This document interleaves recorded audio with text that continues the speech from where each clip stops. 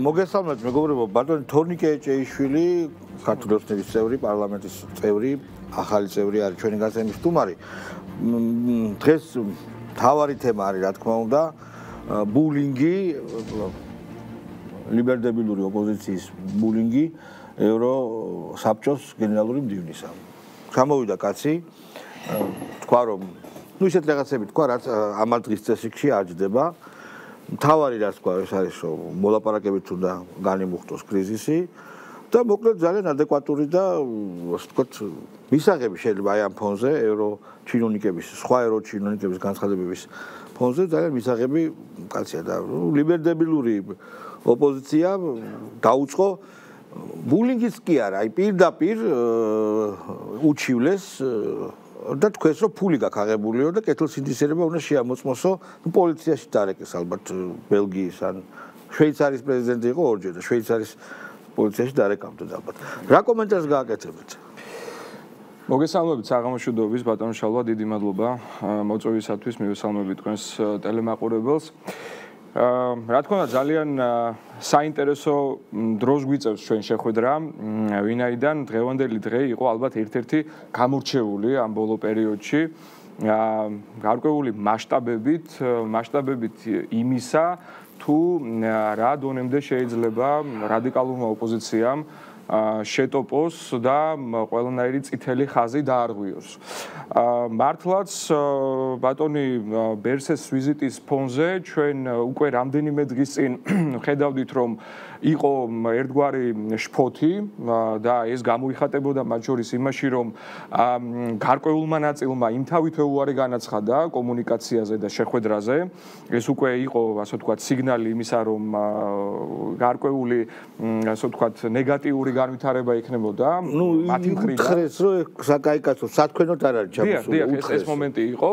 ბატონებმა უთხრეს. კი ბატონო და დღეს პრაქტიკულად ვიხილეთ ჩვენ ამის ბჭყალებში დაგვირგვინება, როდესაც პირდაპირ გავრცელებულ განცხადებაში, რომელსაც ხელს აწერს 4-ვე რადიკალური ოპოზიციური პარტია, საუბარია იმაზე, რომ ესე იგი მიმართავენ ევროსაბჭოს საპარლამენტო ასამბლეას, მიმართავენ მინისტრთა კომიტეტს იმისათვის, რომ მოხდეს ალენ ბერსეს რაღაც კეთილსინდისიერების ფაქტის დადგენა და მის ვიზიტთან დაკავშირებით თითქოს და მეტი სიცხადე შემოვიდეს. თუმცა როგორც თქვენ აღნიშნეთ, ბატონი ბერსე ეს არის საკმაოდ გამოცდილი ევროპელი პოლიტიკოსი, რომელიც მართლაც ორჯერ ესე იგი გახდათ შვეიცარიის პრეზიდენტი, ის იყო კონფედერაციის საბჭოს წევრი, მოგეხსენებათ იქ არის კოლეგიური სახელმწიფოს მეთაურის ინსტიტუტი და თვითონ მოყოლებული 2012 წლიდან 2023 წლის ბოლომდე იყო ჩართული ამ საბჭოს მუშაობაში, გახდათ თვითონ თანამდებობრივად შინაგან საქმეთა მინისტრი და წარსულშიც მას აქვს შესაბამისი ასე ვთქვათ რეგალიები, რაც გვაძლევს იმის საფუძველს, რომ ეს ადამიანი ჩამოვიდა საქართველოში ძალიან საქმიანი წინადადებებით, ვიზიტით, მართლაც მან ერთგვარი შეიძლება მედიატორის ფუნქციის შესრულება ისურვა, მაგრამ მეორე მხარეს დახვდა აბსოლუტურად ყრუკედელი და ეს რაღაცა რადიკალური ჯგუფი, რომელიც არც დიალოგზე მიდის, მათ შორის მასთან და ზოგადად აი ამ რაღაცა მორევში არის ჩაფლული რადიკალიზაციის ბულინგის და შოლცმა განაცხადა, სადაც ჩამოვიდოდა მე მგონი რომ უკან დამბრუნდება გენერალური მდივანი დაელაპარაკებიან, გამოჰკითხავენ და მიიღებენ გადაწყვეტილებებს, იმიტომ რომ სჭირდებათ ისეთი ლიტველი, ბალტიისპირელი და სხვა ანგაჟირებული ადამიანები რაც ლაპარაკობენ ეს ერთია, სინამდვილე აბსოლუტურად სხვა და რა თქმა უნდა ევროპაში ვიღაცებს სჭირდებათ ალბათ ობიექტური სურათი, მაგრამ ჩემი აზრით მან ბევრი ანალიზი არ სჭირდება. ევროპა, ევროკავშირი არის ძალიან დიდი ეგზისტენციური კრიზისის წინაშე. რუსეთის ომმა უკრაინასთან ეკონომიკური საფუძვლები შეარყია პირველ რიგში, იმიტომ რომ გერმანია რეცესიაშია, საფრანგეთი რეცესიაშია. AfD-ზე ილონ მასკმა დაწერა, რომ AfD გადაარჩეს გერმანიასო და ილონ მასკს აუგრძალეს, გერმანელებმა აუგრძალეს გერმანიის საქმეებში უხეშად ჩარევ, როცა ამერიკა რას უშვება გერმანიას, საკეთემა ოკუპირებული აქვს ქვეყანა და თვითონ გერმანელი ჩინოსნები აქ რო ჩამოდიან და რევოლუციას აწყობენ, ეგ უკვე მეორეთება. ხო, ავსტრიაში მეგონი დაიჭერენ იმ კაცს, ვინც გაიმარჯვა არჩევნებზე, პოლონეთი და უნგრეთი მამასისხლად არიან გადაკიდებული ერთმანეთთან. მოკლედ, ძალიან დიდი არეულობაა. ტრამპმაც შეასრულა ამაში თავისი როლი და შესაბამისად ევროპა არის უკვე არა ერთი, ან ორი კი არა, ალბათ 5 ევროპა არსებობს და ერთ-ერთი ევროპის ემისარი არ მოეწოდათ და იმ ევროპას მიმართეს ჩივილით, რომელიც არის მათი უფროსები. ხო ესე არის? ჩვენ საუბრობთ ხოლმე ორმაგ სტანდარტებზე. და ხა ორმაგი სტანდარტების გამოვლინება თუ შეიძლება ვნახოთ, ყველაზე მწვავედ ალბათ მართლაც ეს არის და თქვენ თქმის არ იყოს შეიძლება არა თუ ორმაგ, არამედ 5 მაგ სტანდარტებზე დავიწყოთ საუბარი, ვინაიდან ვხედავთ იმას, რომ აბსოლუტურად სუბიექტურები არიან, მათ შორის საქართველოსთან მიმართებით, როდესაც ახლა თუნდაც დღევანდელი გზავნილები რომ გავაანალიზოთ, რაც წამოვიდა ხო ევროკომისიის მხრიდან, ჯერ ერთი უნდა აღვნიშნოთ აუცილებლად, რომ ეს არის ფორმალური აქტი, ერთმნიშვნელოვნად, როცა საუბარი არის სამსახურებრივი გამოყენების პასპორტების არა თუ აკრძალვაზე, არამედ სავიზო რეჟიმის დაწესებაზე ამგვარი პასპორტების ფლობელთათვის და ამგვარი პასპორტებისათვის მოგეხსენებათ იქ არის როგორც დიპლომატიური პასპორტები, ისე სამსახურებრივი პასპორტები, ორი კატეგორიის ეგრეთ წოდებული ლურჯი და შავი პასპორტები, თუმცა ნუ აქვე უნდა აღვნიშნოთ ის, რომ ეს პასპორტები როგორც წესი აქვთ იმ პირებს, რომლებიც იმავდროულად ორდინარული პასპორტებითაც არიან მოსარგებლეები, ხო ეს ასე ხდება. და აქ ყველაზე საინტერესო ის არის, რომ ესე იგი სათავე თვითონ როცა დიპლომატიური პასპორტებისთვის ეს ასე ვთქვათ უვიზო რეჟიმი გაიხსნა, ამის სათავე არის 2010 წლიდან. იყო და არსებობს სპეციალური შეთანხმება საქართველოსა და ევროკავშირს შორის სავიზო პროცედურების გამარტივების შესახებ, ესე იგი რომლის მიხედვითაც განისაზღვრა პროცედურები მათ შორის დიპლომატიური პასპორტებისთვის სავიზო რეჟიმის აი ამ შემსუბუქებასთან მიმართებით და იქ არის პირდაპირ ლაპარაკი ამ დოკუმენტს აქვს დამატებითი ერთგვარი დეკლარაცია, სადაც ლაპარაკი არის იმაზე, რომ უნდა არსებობდეს მკაფიო სამართლებრივი საფუძვლები, მაშინ როცა ლაპარაკი არის დიპლომატიური, ესე ვთქვათ, პასპორტებისთვის, აი ამ სავიზო რეჟიმის პირიქით დაწესებაზე და ამ რეჟიმის დაბრუნებაზე. ერთი ჩაკითხვა, როცა დიპლომატიურ პასპორტებზე ვსაუბრობთ, ანუ ელჩი დესპანი, ანუ ეხლა თავის პასპორტით ვერ რჩება, ეს ხო ვენის კონვენციას ეწინააღმდეგება. ხო, ნუ როგორც ჩანს, იცით რა არის, ბევრი საერთოდ თანამშრომელი, რომელსაც დიპლომატის რანგი აქვს, ხო ჩამოვა ხო დაუშვათ ახალ წელს საქართველოში და უკარო დაბრუნდება ხო, რა ვიცი, ატაშე რომელიმე, ანუ თავისი პასპორტით, დიპლომატიური პასპორტით არ შეუშვებენ. რჩება შთაბეჭდილება, რომ ძალიან ბევრი დეტალი უბრალოდ არ იქნა სათანადოდ გაანალიზებული იმავე ევროკომისიაში შესაბამისი პირების მიერ. ამასთან დაკავშირებით თავრობის დადგენილება არსებობს, რომელიც განსაზღვრავს ნუსხას, ესე იგი პირებისა, რომლებიც სარგებლობენ როგორც დიპლომატიური პასპორტებით, ისე სამსახურებრივი პასპორტებით და მათ შორის რა თქმა უნდა არიან საგარეო საქმეთა სამინისტროს თანამშრომლებიც და ნუ და როგორ იქნება ეგ? აი რუსეთის საერთო წარმომადგენელი ხო? აი ყველაზე ბოროტი სახელმწიფოს წარმომადგენელი არ გაუწყვეტია რუსეთს ხო? დიპლომატიური ურთიერთობა ხო?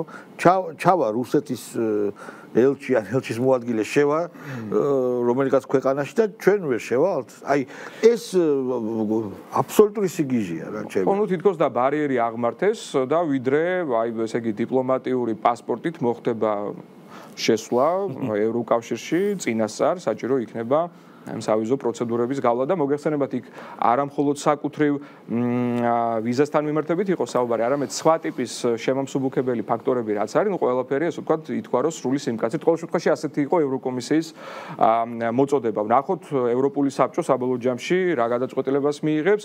მე მაინც არ ვკარგავ იმედს, რომ თუნდაც ევროპულ საბჭოში საღიაზრი იმძლავრებს და რაღაცნაირად ამ სიმბოლურ აქტს, რომელსაც არავითარი საკუთარი პრაქტიკული შედეგი შეიძლება არ მოხვდეს, ისინი ხელს აიღებენ ამაზე და სახეს შეინარჩუნებენ ამ თვალსაზრისით, რომ მართლაც ერთმნიშვნელოვნად უსამართლო გადაწყვეტილებას არ მიიღებენ საქართველოსთან დაკავშირებით. ესე იგი, აუცილებელია კიდევ ერთხელ ხაზი გავუსვათ იმას, რომ ამ ასე ვთქვათ საკითხის დაყენებამდე იყო ერთგვარი კასკადიც, ხომ, როდესაც განცხადებების დონეზე ჩვენ გვესმოდა შეფასებები იმის თაობაზე, რომ თითქოს და საქართველოს ხელისუფლება, არ ვიცი, რაღაც ეწევა ძირგამომთხრელ საქმიანობას, იქ არაერთხელ გაჟღერდა, რომ მშვიდობიანი, ესე იგი, მომიტინგეების დაშლა, თუ მათი ლექსიკონით ვიმეტყველებთ, დარბევა მოხდა და სხვა და სხვა.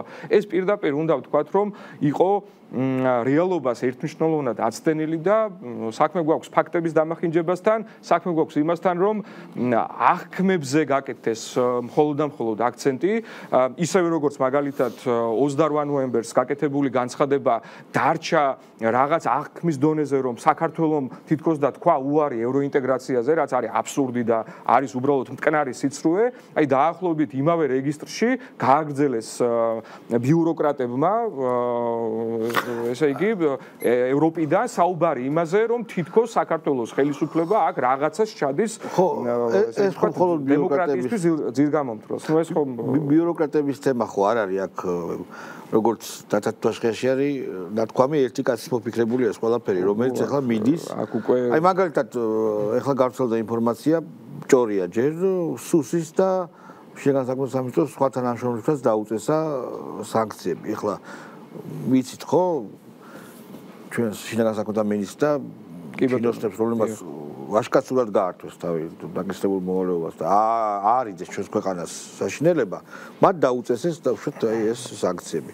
ამავე დროს ამერიკის შეერთებული შტატები გვაქებს უსაფრთხოებაში ჩვენი შეტანილი წვლილისთვის. აი როგორ ხდება, აი ხომ უნდა ჩამოვიდეს სპეციალისტი უსაფრთხოების FBR-ის ან CERU-ს თანამშრომელი და ხომ უნდა მივიდეს თავის კოლეგასთან, დასანქცირებულთან. აი ეს სიგიჟია, ეს არის გასტა მაკრო მარაზმატიკი ბებერი, რომელიც უნდა გადაიყვანონ მოხუცთა თავშესაფარში, დადის და ჯღაბნის კედლებზე რაღაცეებს და აფუჭებს და ბოდიში და ექსკრემენტებს ყრის. მთელს სოფლიოში რომ ახალი პატრონი რომ მოვა, დახვდეს საშინელი სიტუაცია. დაახლოებით აი ესეთი განცდა მაქვს. ანუ რას ნიშნავს მაგნიცკის სიაში ჩვენი შინაგან საქმეთა სამინისტროს მაღალჩინოსნების შეყვანა? რა არის ეს? ანუ სიგიჟია, ხო? ნუ ამაზე ერთი შეიძლება ითქვას, რომ პრაქტიკულად დადასტურდა ამ ნაბიჯით ის, რომ გარკვეული ძალები შეერთებულ შტატებში მართლაც იყვნენ დაინტერესებულები იმით, რომ ჩვენ ესე იგი საქართველოში მიგვეღო სახელმწიფო გადატრიალება. ყველას კარგად მოიხსენება ეგრეთ წოდებული deep state-ის, ასე ვთქვათ, ცნება და ფენომენი, რომელიც მათ შორის უკვე არჩეული პრეზიდენტის, ამერიკის შეერთებული შტატების არჩეული პრეზიდენტის დონალდ ტრამპის დიახ, არის დასახელებული ერთ-ერთ გამოწვევად და პრობლემად, რომელსაც აპირებს, რომ უკომპრომისოდ, ასე ვთქვათ, შეებრძოლოს და გაუმკლავდეს. აი სწორედ ეს სანქციები, აი დღეს მომხდარი ამბავი, ვფიქრობ, რომ კიდევ ერთხელ არის დემონსტრირება იმისა, რომ ესე იგი მოქმედი ადმინისტრაცია ცდილობს ბოლომდე გააფუჭოს საქმე, დაძაბოს ურთიერთობები საქართველოსთან მიმართებითაც მათ შორის ასეთი ტიპის სასანქციო რეჟიმის შემოღებით და იქ საერთოდ ეს მაგნიცკისია იყო ნახსენები და მაშინვე გამიჩნდა, ასე ვთქვათ, რაღაცა განცდა და კითხვა ზოგადად სანქციებთან მიმართებით, ახლა შეიძლება ის სია მაშინ არ არსებობდა, მაგრამ როდესაც ჩვენ ხედავდით 2011 წელს, ხომ, რაც ხდებოდა საქართველოში მათ შორის, ან წინა წლებში 2007 წელს მაგნიცკის სია არსებობდა. სია კი ბატონო, ხო, არსებობდა კიდეც, თუნდაც ამ სიის მიღმა, ვთქვათ, უბრალოდ სანქციებთან დაკავშირებით, მაშინ სად იყვნენ, ხო? მაშინ რატომ არ დაუწეს და სანქციები გახარიეს? რომელმაც ძალიან ბრუტალურად დაშალა აქცია. რატო არ დაუწესდა? ლოგიკური კითხვაა. ან თუნდაც ყოფილ პრეზიდენტ სააკაშვილს, ან მერაბიშვილს, ან ახალაიას და ახალაიას. აი ეხლა ხას მომხდარი ამბავია, შედარებით გაცილებით ბრუტალურად დაიშალა ეს აქციები, ეგრეთ წოდებული გავრილოვის 2019 წლის ივნისში რაც და არაფერი. და ეხლა რატომღაც მოუნდათ. არა მე პრაგმატულად ვსაუბრობ. ამერიკის შეერთებულ შტატებს ამ რეგიონში სჭირდებათ პარტნიორი. პარტნიორი სჭირდებათ, ვაჭრობა ჩვენ არა გვაქვს, კულტურული მიმოსვლა არა გვაქვს, ვიზები არა გვაქვს, ფრენები არა გვაქვს, ჩვენ გვაქვს თანამშრომლობა უსაფრთხოების სფეროში. ამერიკის შეერთებული შტატების ბიუჯეტიდან ფინანსდებოდა ჩვენი საბაჟო, შეიძინეს ხელსაწყოები, რომელიც ნარკოტიკების აღმომჩენებია. კონტრტერორისტული ამბები ძალიან მჭიდროდ ფინანსდებოდა და თანამშრომლობენ ამერიკის ძალოვანები ჩვენებთან. ეხლა დაასანქცირეს მინისტრი და როგორც ეხლა ამბობენ სუსის მაღალჩინოსნები. და აი ამ დასანქცირებულ ხალხთან ჩამოვლენ, დაელაპარაკებიან. აი ეს ხო სიგიჟია. მართლაც ამერიკაშიც არის ძალიან დიდი პრობლემა, რომელსაც დრო აფერი მათ იციან, ჩემი აზრით, რომ იქ არის საუბარი რამდენიმე კვირაზე. ხო, რაც მოქმედ ადმინისტრაციას აქვს დარჩენილი, სწორედ deep state იმუშაობს აქტიურად იმაზე, რომ ისეთ ნიშნულამდე მივიდეს ეს ურთიერთობები და იმდენად გაფუჭდეს საქმე, რომ შემდგომ გართულდეს რაც შეიძლება ამის, ასე ვთქვათ, ნორმალურ რეჟიმში დაბრუნება და აი მართლაც რაღაცა გაუაზრებელი გადაწყვეტილებებია თითქოს და ერთი მხრივ და ალოგიკური, მაგრამ მეორე მხრივ მე მგონი მიზანი აქ მკაფიოა, მიზანი არის ის, რომ რაც შეიძლება დაზიანდეს დღეს და რაც შეიძლება მძიმე მემკვიდრეობა დახვდეს უკვე არჩეულ პრეზიდენტს და მის ადმინისტრაციას, საიდანაც დაბრუნება იქნება რაც შეიძლება რთული. ფიქრობ ამ შემთხვევაში სხვა ახსნა უბრალოდ არ შეიძლება კონდეს ასეთი ტიპის ძალიან საინტერესოა. მოდით გავანალიზოთ რა შეიძლება კიდე მოიფიქრონ, ხო? თავარი არის რომ აქციებმა ძალა დაკარგა, არ იყო ძალოვანი ელემენტი, გაანეიტრალა ჩვენმა ძალოვანმა სამინისტროებმა გაანეიტრალეს მათი ძალოვანი ელემენტები და ნუ არ გამოდის რა მაიდანი რა. მაიდანი ამ არ შედგა მდგენელის გარეშე არ დგება. ბოევიკების გარეშე მაიდანი არ არსებობს. არ არსებობს, კი ბატონო. აქციების რაოდენობა კლებულობს, ეხლა მე ვკითხულობდი, მე წავიკითხავ. მარაზმამდეა მისული აქციების ნაირსახეობა. აი კავენშიკების კი ვერ გამოიგონებენ ასეთ ხუმრობებს, კარგი კავენშიკები. გადაუსვეს კავენს, კი ბატონო, ცირკია უბრალოდ. ეგ გავიგეთ.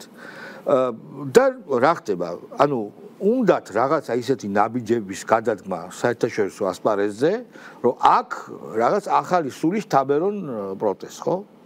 რა შეიძლება ეს იყოს? ნუ ვიზების აკრძალვა არ გამოდის, იმიტომ რომ ბლოკავს ჩვენი მეგობარი ორი ქვეყანა ამ ამბავს საერთოდ სანქციებს. აი რა შეიძლება კიდე რა უნდა მოიმოქმედონ იმის იმედად, რომ აი ამას რომ მოიმოქმედებენ, ხალხი იხულებს ქუჩაში. აი სწორედ ეს არის მსგავსი თითქოს და სანქციების დაკისრებით. შეიძლება ვთქვათ, რომ ისინი რაღაცა იმ მცირე რაოდენობის ფიჩხს ისევ ეზიდებიან რადიკალური ოპოზიციური ჯგუფებისკენ, რომელიც აი მართლაც რაღაცა მილევად რეჟიმში გადასულ ამ საპროტესტო მუხტს თითქოს და ასაზრდოებს.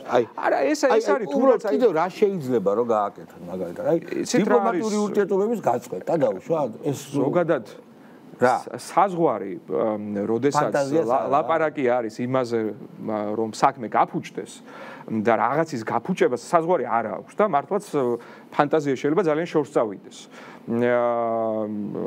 იცით რა არის? ისინი შედეგებზე აღარ ფიქრობენ.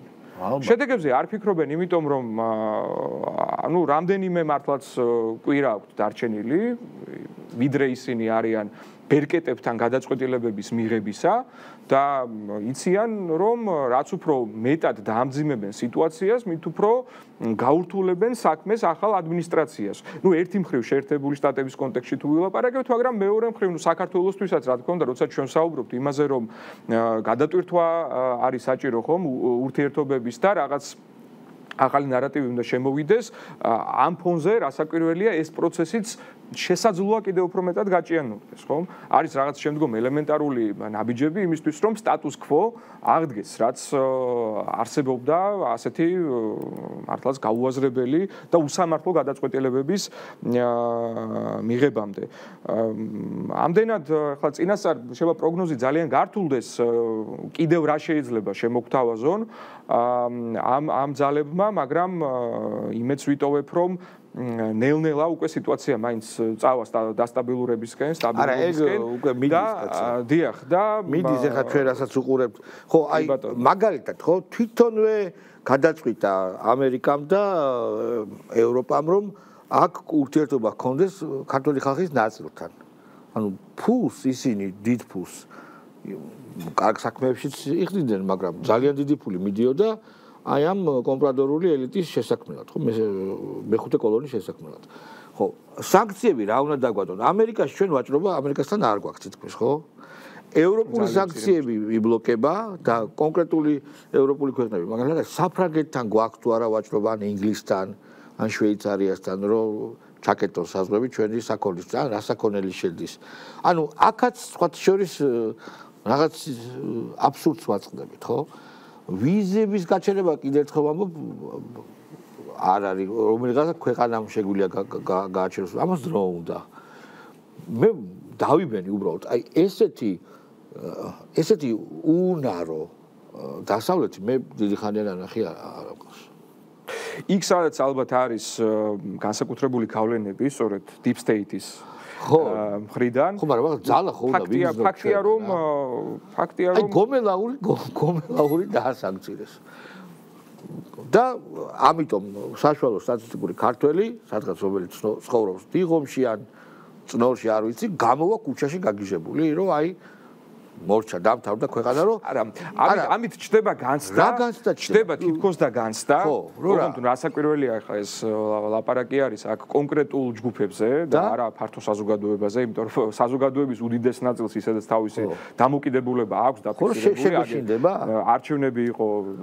თვენახევრის იყო დაახლოებით და იქ ქართულმა საზოგადოებამ თავის საქმე ძალიან მკაფიოდ თქვა და 1,100,000 ხმა თანხმდებით იმაზე რომ ეს არის ძალიან მაღალი ლეგიტიმაციის წყარო დამაჩვენებელი მაგრამ არის რაღაცა გარკვეული შედარებით ვიწრო ჯგუფები რომლებიც რომლებიც მართალია არიან ჩვენ წინააღმდეგ მაგრამ იცით რა არის მათ ამ აღქმებს სჭირდება ალბათ გარკვეული საკვები და ნუ ეს ერთგვარი საკვები არის ილუზია სწორედ ამაშია საქმე რომ ერთნიშნულოვნად არის საუბარი ილუზიებზე და აღქმებს პრემიერი და ვიცე-პრემიერია გომელაური და ეს ბაბაიაგა რო წავა იქიდან ამ ხალხს ამ კაცებს მივცემთ ღირსების ორდენს ხო და სხვათა შორის უპასუხა ამით ნამდვილად იმ უღირს საქციელზე და ნაბიჯზე ჩვენი ღირსეული პოლიციელების მისამართით ეს მართლაც მეორე მხრივ არის ძალიან ესეთი სწორი და ზუსტი პასუხი როცა ღირსების ორდენით უნდა იყოს დაჯილდოვებული და შეიძლება კი ბატონო და აი კიდევ ერთხელ შემდეგი ნაბიჯი რა არის აი მე თქვენ ბრძანეთ რომ მათ ფანტაზია საზღვარი არ აქვს მაგრამ ქმედითი ხო უნდა იყოს ანუ რაღაცას რომ აკეთებ ცუც როჟჯი ის ადამიანი შენზე რამეთი ხო უნდა იყოს დამოკიდებული და ეხლა რასაც უყურებ სვლა მათ არ აქვს ჩვენი დამსჯელი სვლა არის აი ეს მხაჭნა უბრალოდ რა მე სხვა არაფერი არ მომდის თავში სწორედ ამაშია საქმე რომ აქ თითქოს და რაღაცნაირად იხტიბარს არ იტეხენ გარკვეული ჯგუფები გნებავთ შინ და გნებავთ გარეთ და რაღაცა ინერციით ცდილობენ რომ მიყვნენ პროცესებს თუმცა მეორე მხრივ სადაც არსებობს საღი აზრი და სუფთა პრაგმატული ასე ვთქვათ ანალიზი რომ გავაკეთოთ ამ პროცესებისა დავინახავთ რომ საბოლოო ჯამში არავითარი პერსპექტივა ამას არ აქვს და რაც ძალიან მნიშვნელოვანია ხო ჩაივლის ეს რამდენიმე კვირა ჩვენ ვიქნებით ახალი რეალობის წინაშე და უკვე ეს ახალი რეალობა ვფიქრობ ჩვენ მოგცემს სრულად იმის შესაძლებლობას კარტ ბლანშს რომ ის მიმართულებები ის ხედვა მათ შორის საგარეო პოლიტიკური რაც არის გაცხადებული სამთავრობო პროგრამით რაც არაერთხელ თქმულა და არის დეკლარირებული ხელისუფლების მიერ იქნება სრული მასშტაბით, ასე ვთქვათ, რეალიზებული, ჩვენ გაცხადებული გვაქვს ჩვენი ვექტორი, ეს არის რა თქმა უნდა ევროპული კურსი და გონია რომ ახალი ერთგვარი მოცემულობა, ახალი პოლიტიკური კლიმატი, რომელიც დაისადგურებს მსოფლიოში და ძალიან დიდი იმედი მაქვს რომ ამ შემთხვევაში ომიც დასრულდება უკვე ჩვენთვის იქნება ძალიან კარგი საწინდარი იმისთვის რომ ის გაცხადებული მიზნები მათ შორის 2028 წლისთვის იყოს ეფექტიანად რეალიზებული და მიღწეული და უკვე ვიქნებით მზად იმისთვის რომ ყოველგვარი შანტაჟის გარეშე რაც ძალიან მნიშვნელოვანია და რაღაცა ასე ვთქვათ ყოველი მცდელობა არ იყოს გამოყენებული იმისთვის რომ აქეთ პირიქით რევოლუციის მცდელობებს ჰქონდეს ადგილი და ვიცით რომ ასეთი 4 იყო ხო ასეთი მცდელობა მოყოლებული 2020 წლიდან პრაქტიკულად აი ამ ყველაფრის გარეშე შვიდად ჩვენ შევძლებთ მოლაპარაკებებში ასე ვთქვათ მონაწილეობის მიღებას გაწევრიანებასთან დაკავშირებით გაიხსნება ეს კარი ამათთან ალბათ შეუძლებელია ეს უკვე ფაქტია რომ ისედაც აქეთ შეიცვლებიან აი მე უბრალოდ აი ამდენ გისრა ეშველება აი ამდენ შეურაცხყოფს მეგობრებო აი ხვალ მაგალითად უბრალოდ წაგიკითხავთ რა რომ დაგეგმილია რა მარშები არის დაგეგმილია კახა ბენდუგიძის კამპუსის მარში ნუ კარგი გასაგებია პოტერჰედების მარში პოტერჰედები ჰარი პოტერის მოყვარულები არის მერე მოდის იოგების მარში არის მართლა შეიძლება აკაცუკიც იყოს აკაცუკი კიდე კაი ტიპია იოგების მარში მეგობრებო აი სერვიდის აღზრდილია ეს ყველაფერი. აი შემდეგ გაფიცული სტუდენტების და ლექტორების მარში გასაგებია. ტატუ არტისტების და ტატუ მოყვარულთა. აი სხვათა შორის ბატონშავა. აი გაფიცვასთან დაკავშირებით მინდა ერთი უბრალოდ მარტივი განმარტება და ბატონო არ არის კიდევ. გაფიცვას რაჭველების, ქართველების, მეგრელების მარში, არაგველების მარში გასაგებია. მესხების მარში. და ასევე გაიმართება გეიმერების მარშიც. მეგობრებო, რაღაცნაირად თქვენ თავს აბანძებთ, არ ვიცი, უკვე აღარც გვეცინება ჩვენ კონცეფტს ამაზე. ახლა გაგიჟდით თქვენ? სულ გამოშტერდით? რა ტატუ მოყვარულთა მარში, რა გეიმერების. ამხელა რეჟიმ ჩეინჯი გაქვთ დაგეგმილი ამერიკელებთან და ევროპელებთან ერთად. და ამაზე დახვედი გეიმერების და ტატუ მოყვარულების მარშამდე? რა საგიჟეთია რა. სასაცილოც აღარ არის. უკვე მეგობრებო, ეხლა არის რამდენიმე წუთში პრესკონფერენცია ჩვენი პრემიერის, რომელიც რამდენიმე წუთში დაიწყება. ჩვენ მზად ვიყოთ რომ აუცილებლად გადავიდეთ უცებ და ძალიან საინტერესო ინფორმაცია ეუთოდასმა დაიდო, იმაზე იქნება საუბარი. აგერ კიდე დიდი მადლობა თქვენ გადავდივართ. ახალს გამოქვეყნდა ეუთოდერის დასკვნა. ეს დასკვნა არსებითად იმეორებს წინასწარ დასკვნას, რომელიც თავის დროზე ეუთოდერმა გამოქვეყნა უშუალოდ არჩევნების შემდეგ. მე მინდა გადავხადო მადლობა ეუთოდერს, რომელმაც მიუხედავად აგრესიული თავდასხმებისა, სათანადოდ შეაფასა საპარლამენტო არჩევნები. მნიშვნელოვანია ჩვენთვის, რომ ეუთოდერი გამოთქვა საავადმყოფნას ითანამშრომლოს საქართველოს არჩეულ ხელისუფლებასთან საარჩევნო გარემოსა და პროცედურების შემდგომი გაუმჯობესებისათვის. მე მინდა გაგაცნოთ ის ძირითადი შეფასებები, რომლებიც ხდება ეუთოდერის ტექსტში. პირველ რიგში აღნიშნულია, რომ კანონმდებლობა მთლიანობაში ქმნიდა ადეკვატურ ჩარჩოს დემოკრატიული არჩევნების ჩასატარებლად. პარტიების რეგისტრაცია სათანადოდ განხორციელდა. და ჩვენთვის კარგი შეფასება იყო ეუთოდერის. ყველა მოусმინეთ. კითხვები არც აქვთ ოპონენტის წარმომადგენლებს. ეხლა რა თქმა უნდა სხვა რეალობას დახატავენ, ეხლა ბუნებრივია. მაგრამ ამას ეხლა არსებით მნიშვნელობა. ეკა სეფაშვილია ჩვენი განსაკუთრებული მოგესალმებით ქალბატონო ეკა. მივესალმებით ჩვენს ხალხის ძალის საერთაშორისო ურთიერთობათა მდივანი.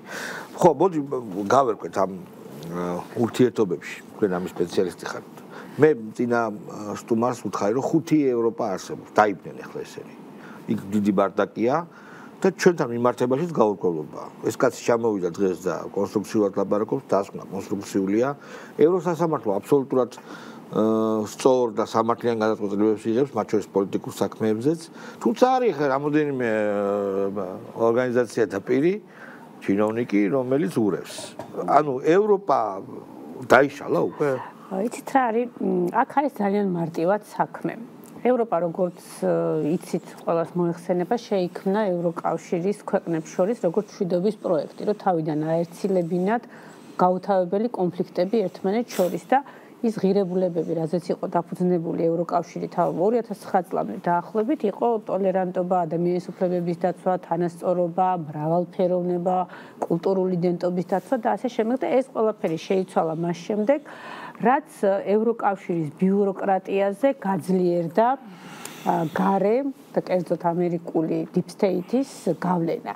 და სწორედ აქედან მოყოლებული ორად არის გახლეჩილი ევროპა. ნუ პირველი ეს გამოიხატება იმაში, რომ ძალიან ხშირად ისეთ არაპრაგმატულ ნაბიჯებს დგამენ, რომელიც ისევ მათსავე ეკონომიკას ურტყავს, ისევ მათსავე სოციუმებს აზიანებს და ამ სოციუმების დაზიანებაში მე ვგულისხმობ პირველ რიგში ეგრეთ წოდებულ ლიბერალურ ფაშიზმს, რომელიც აი ასეთი თავსმოხვეული იყო გარედან, იმიტომ რომ მე ხარ ამდენიც ინფორმაცია მაქვს სხვადასხვა ექსპერტების ნაწერებს ვეცნობი, თვითონვე ხალხი უკმაყოფილოა და აი ამ ხალხის უკმაყოფილობას და ექსპერტების შეფასებას რო თავი დავანებოთ, ბოლო პერიოდის არჩევნების შედეგებსაც რო გადავხედოთ, ერთმანეთის მიყოლებით ქვეყნებში იმარჯვებენ კონსერვატული ძალები, რომლებიც ოჯახურ ღირებულებებს, ქრისტიანულ ღირებულებებს აყენებენ პირველ რიგში. ანუ იქაც ხალხს ეს თავს მოხვეული, ანუ რაღაცა გარკვეული პერიოდის განმავლობაში ეს ყველაფერი მუშაობდა, თავისი გაქონათ, მაგრამ ალბათ რაღაც კრიტიკულ ზღვარს რომ მიაღწია, ამან ყველაფერმა დაიწყო დაშლა. და ეხლა ჩვენ აი ამ მოვლენების მომსწრევად, ანუ მე ხა ცოტა უკან დავბრუნდები არჩევნებამდე პერიოდი რო განვიხილოთ, რა ხდებოდა არჩევნებამდე პერიოდში საქართველოს შესახებ დღეში დაახლოებით 4-5 დასავლელი პოლიტიკოსის განცხადება იყო ჩვენი ხელისუფლების და საქართველოს მიერ გატარებული რეფორმების წინააღმდეგ. ანუ ფაქტობრივად ეს იყო დასავლეთიდან ჩატარებული საარჩევნო კამპანია, რომელსაც ოპოზიცია ატარებდა ესე დასავლეთის მეშვეობით, იმიტომ რომ ისინი ქვეყნის შიგნით არ ატარებდნენ არაფერს, რეგიონებში შეგენი არ გადიოდნენ და თავიდან ბოლომდე იყვნენ დაკავებული აი ამ მათი განცხადებებით. მათ შორის ძალიან მაღალი თანამდებობის პირების ძალიან ხისტი და ძალიან არასამართლიანი, პირველ რიგში არასამართლიანი განცხადებები მოვისმინეთ. და დღეს ჩვენ ვხედავთ აი ამ დღეებში საქართველოს სტუმრობდა ევროსაბჭოს გენერალური მდივანი ალან ბერსერ. ევროსაბჭო ეს არის ევროპის ერთ-ერთი ყველაზე დიდი ორგანიზაცია, სადაც 48 ქვეყანაა გაერთიანებული, გაცილებით მეტი ვიდრე ევროკავშირში და ეს არის მსოფლიოში ყველაზე ძლიერი ორგანიზაცია, რომელიც ორიენტირებულია ადამიანის უფლებების დაცვაზე, კანონის უზენაესობაზე და დემოკრატიული ღირებულებების გაძლიერებაზე. ანუ ფაქტობრივად ევროკავშირის ეს პოლიტიკური და დემოკრატიული ნაწილი რისგანაც შედგება, სწორედ აი ეს ორგანიზაცია უწევს ამას ასე ვთქვათ ხელშეწყობას და განვითარებას და ალან ბერსე იყო პირველი ადამიანი, რომელმაც განაცხადა, რომ ობიექტურად მოусმენდა ყველა მხარეს. და ეს იყო გარღვევა, პირველი გარღვევა მთელი ამ ხნის განმავლობაში, რაც ჩვენ ვიხილეთ და ჩვენთვის ეს იყო ძალიან დიდი გამარჯვება, იმიტომ რომ ობიექტურობა ნიშნავს იმას, რომ გაირკვევა სიმართლე და მან დაინახა სიმართლე და ჩვენი ძალა სწორედ ამ სიმართლეშია, იმიტომ რომ სიმართლე ჩვენს მხარეს არის. ნამდვილად და ეს იყო პირველი კაცი აი ამ დასავლეთის სამყაროდან, რომელმაც ღიად თქვა, რომ გმობს ძალადობას ყველანაირ ფორმას და მათ შორის დემონსტრანტების მხრიდან და მათ შორის პოლიციელების მიმართ. ანუ ეს იყო პირველი კაცი მთელი ამ ხნის განმავლობაში, რომელმაც დაგმო ძალადობა, რასაც ჩვენ ამდენი ხნის განმავლობაში ვიძახდით, რომ ძალადობას თუ გმობთ, უნდა დაიგმოს ის ყველა მხარიდან და არა ესე ცალმხრივად, რომ ვითომდა მხოლოდ სამართალდამცავები ძალადობდნენ. აი ეს იყო ძალიან მნიშვნელოვანი გარღვევა და ჩვენ ვიხილეთ იგივე აი ლიბერალური ფაშიზმი, ამ კაცმა თავის ზურგზე იწვნია, როგორი ზიზღის და სიძულვილის კამპანია გააჩაღეს და მე ვფიქრობ ცოტაოდენად გაოგნებულიც კი დარჩა, როდესაც გაიგო რომ ოპოზიციის ზოგიერთი წარმომადგენელი მასთან შეხვედრას არ აპირებდა. ეს ევროპული ტიპის პოლიტიკისათვის და პოლიტიკოსისათვის ეს არის გამოუგნებელი ფაქტი, იმიტომ რომ მათთვის ეს არის ძალიან წარმოუდგენელი, რომ როგორ შეიძლება ადამიანმა შეხვედრაზე, დიალოგზე უარი თქვას და მე ვფიქრობ, აი დარწმუნდა რა მძიმე რეალობის წინაშე ვდგავართ ჩვენ მძიმე იმ თვალსაზრისით, რომ არ გვყავს ქვეყანაში ოპოზიცია ოპერაცია, ყავს ჯაშუშური ქსელი, რომელიც მიდის ყველანაირ პროვოკაციაზე, არავითარი დიალოგი ამათ არ აინტერესებთ, არავითარი კონსტრუქციული გასვლა-გამოსვლა არ აინტერესებთ, ერთადერთი რაც აინტერესებთ ეს არის გარედავალების შესრულება და მე ხა წეღან ვისმენდი შალვა შენს ნათქვამს რაღაც მარშებზე, როდესაც საუბრობდი რომ სრულ სიგიჟეში გადავიდნენ. ნუ იცით რა არის, ეტყობა ისეთი მკაცრი დავალება აქვთ მიღებული, რომ უნდა შეასრულონ დავალება, რომ უკვე აი ესეთი სიგიჟეების მოგონებაზე გადავიდნენ. ხალხო, მოდით რეალ პოლიტიკის გადმოსახედიდან ვილაპარაკოთ, ეს თავარია. რა თქმა უნდა, ამერიკის ადმინისტრაციას, რომელიც მიდის, ქონდა გათვლა ჩვენთან რეჟიმ ჩეინჯის მოხდენისა, ხო? ნაცების მოყვანა სურდა, რომ გაიკონტროლებინა ბოლომდე მეორე ფრონტი გნებავთ დერეფანი და ასე შემდეგ. ეგ ჩვენ ვიცით კარგად. რეალურად რომ ვილაპარაკოთ, ხო? ამისთვის რა თქმა უნდა დაეხნო იმ მეხუთე კოლონელს, რომელსაც აჭმევდა ამდენი ხანია და არ გამოვიდეს ამბავი. არ გამოვიდა პირველ რიგში, იმიტომ რომ საზოგადოება დადგა მაგრად, ჩვენი ძალოვანი სამინისტროები მაგრად დადგნენ და ეს არ გამოვიდა. და გრძელდებოდა და ეხლაც გრძელდება, მაგრამ როგორც ჩანს, გეგმები ტრამპის მოსვლის შემდეგ განსაკუთრებით და თვითონ ევროპაში შიდა პოლიტიკური კრიზისია ბევრ ქვეყანაში, ხო? აი ამის შედეგად რაღაცა აზრი იცვლება. აზრი იცვლება იმ კუთხით, რომ თუ ეს წინააღმდეგობა გაგრძელდა, თუ აი ამ სიგიჟის დაფინანსება გააგრძელეს, აი ეს განცხადებები გააგრძელეს, რყევა გააგრძელეს ჩვენი, ხო?